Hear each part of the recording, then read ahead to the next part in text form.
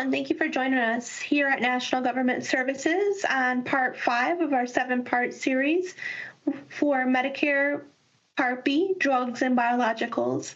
In this session, the focus is going to be on not otherwise classified and compound drugs.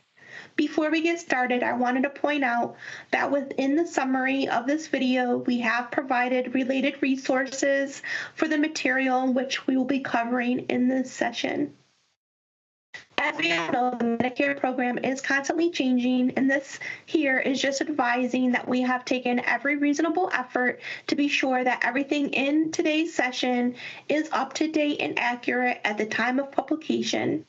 But keep in mind, it is also the responsibility of the provider to stay abreast with any Medicare changes and/or requirements.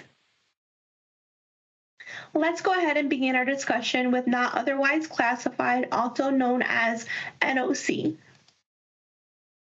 The purpose of an NOC code is to report services having no existing code or codes that appropriately describe the service or services.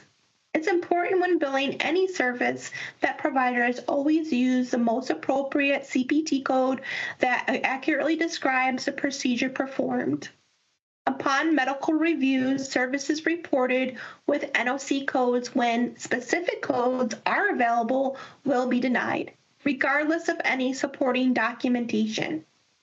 Medicare Part B accepts 3 NOC codes, which include J3590, which describes a biologic, meaning a medicine made of living organisms and/or their products, such as vaccines or antitoxins.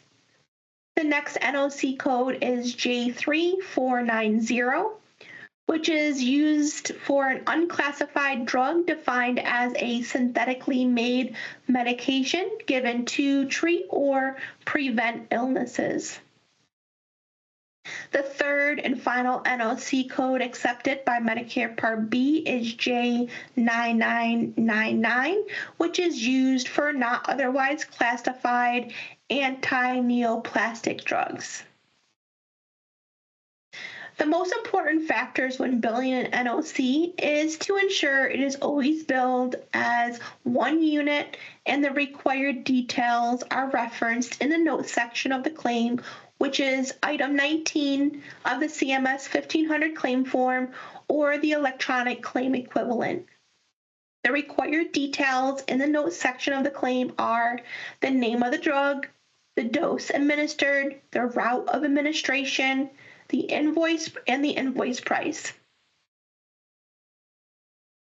Now, when billing NOC codes, it is required to include a description of the code, like I mentioned, in the notes section of the claim.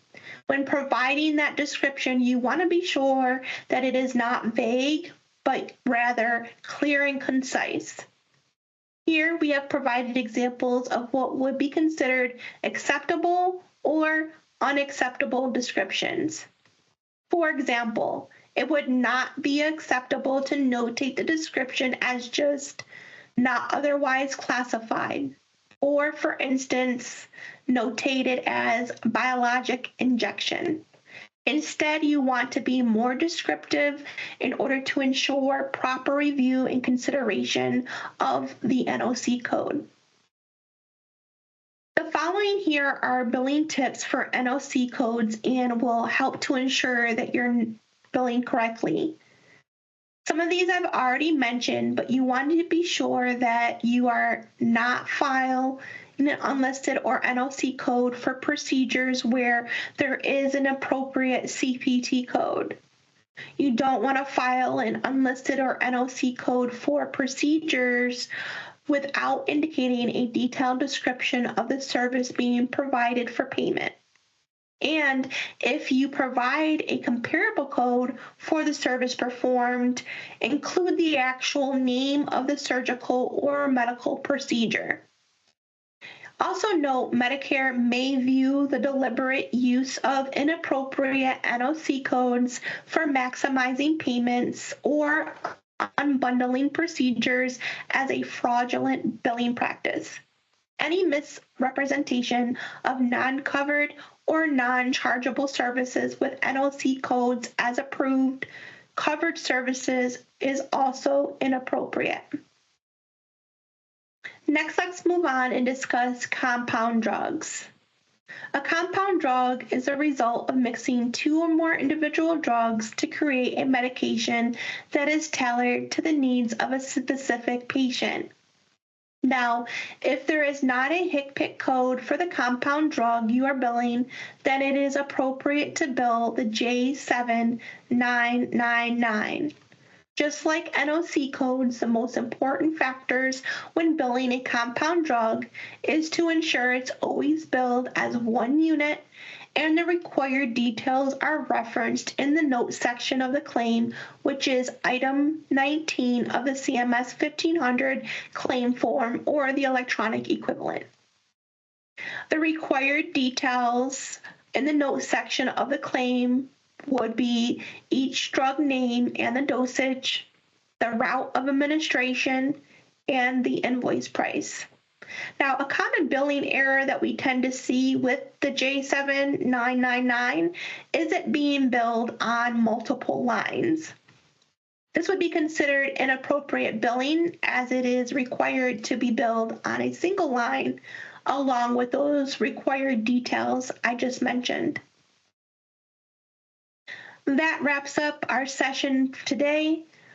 For more drug and biological guidance, please consider viewing the rest of our series, which offers information on vaccinations and administration, self-administered and free of charge drugs, modifiers JW and JZ for waste, general billing guidelines for drugs and biologicals, clinical trials, and coverage and reimbursement.